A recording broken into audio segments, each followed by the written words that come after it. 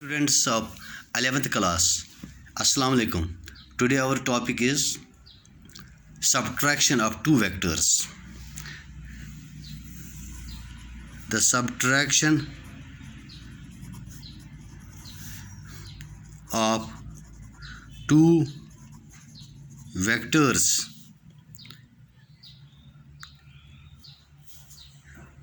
vector q from vector p. In the subtraction of vector q from vector p is defined as the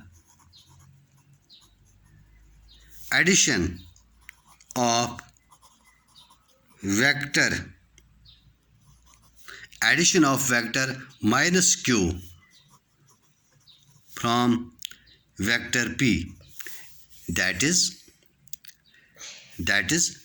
negative, that is addition of negative of q from vector p. P vector plus p vector minus q vector, this is equal to p vector plus minus q vector. So subtraction of q vector from p vector is equivalent to addition of negative of q vector from p vector. Now let us explain it. Consider two vectors. We will consider two vectors p and q. To subtract vector q from p, we have two vectors, vector p and vector q.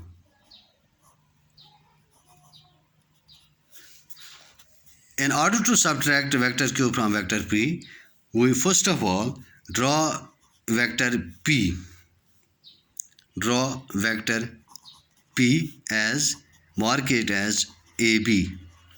Now shift vector. First of all, we will take the negative of q.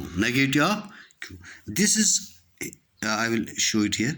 This is vector q and this is vector minus q. What we will do, we will change direction. Negative of a vector meaning vector of same magnitude having opposite direction. So we will take the negative of this, shift the negative of q so that it still coincides with the head of p vector. Join mark its head as C. Join A with C. As per triangle law of vector addition, this is minus q. This negative of q.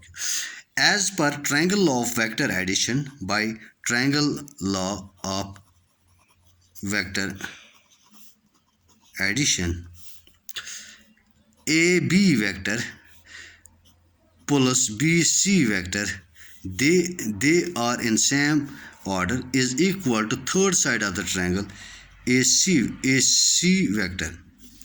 What is AB vector? It is P vector plus what is BC vector? It is minus Q vector. This is equal to AC vector. Or we can also mark it by resultant vector. So subtraction of a vector from a given vector is simply equal to the addition of the negative of a given vector from the given vector. Now we'll see what is zero vector. Zero vector. Vector having zero magnitude, and arbitrary direction.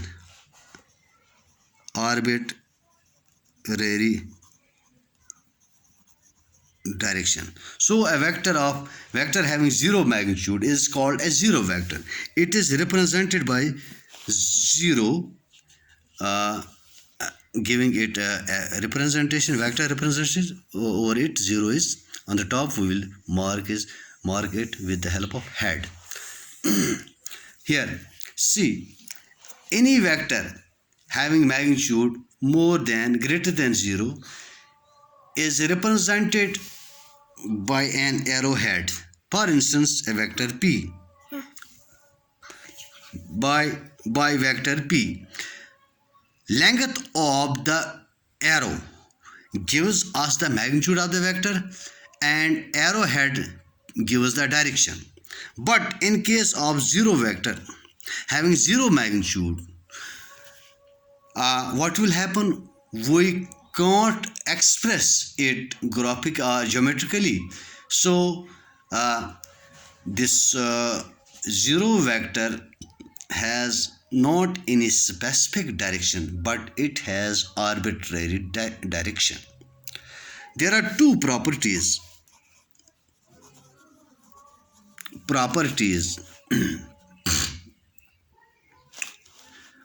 Before properties, we'll see how we can get the zero vector. A vector, any vector multiplied by the zero gives a zero vector, and any vector added by its negative vector gives us a zero vector. Now we'll see its properties. It is two properties.